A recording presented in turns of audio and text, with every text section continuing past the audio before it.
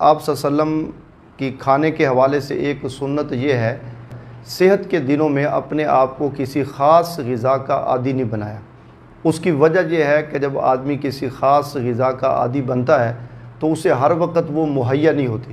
آدمی کبھی حضر میں ہے اور کبھی سفر میں ہے، اور سفر میں بسا اوقات جب وہ چیزیں نہیں ملتی تو انسان پریشان ہوتا ہے۔ اس لیے اللہ کی حلال نعمتوں میں جتنی بھی نعمتیں کھانے کی ہیں، نبی پاک صلی اللہ علیہ وسلم کو موقع پہ جو بھی دستیاب ہوتی، آپ اللہ کی حلال نعمتوں میں ہر چیز کو کھایا کرتے تھے۔ اور اسی طرح آپ صلی اللہ علیہ وسلم کا ایک معمول زندگی کھانے کے حوالے سے یہ بھی تھا کہ کبھی آپ نے کھانا جو ہے وہ عادت بنا کر نہیں کھایا کہ اب 8 بج گئے ہیں تو ناشتے کا وقت ہے تو اس میں ناشتہ کرنا ہے،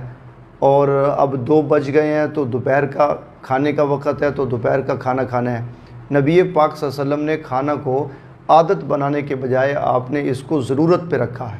دیکھا کہ طبیعت میں خواہش تھی تو اس کو کھا لیا، اگر طبیعت کو ضرورت نہیں ہے اور بھوک نہیں لگی تو پھر آپ صلی اللہ علیہ وسلم نے محض کھانا جو ہے وہ عادت کی بنیاد پہ نہیں کھایا۔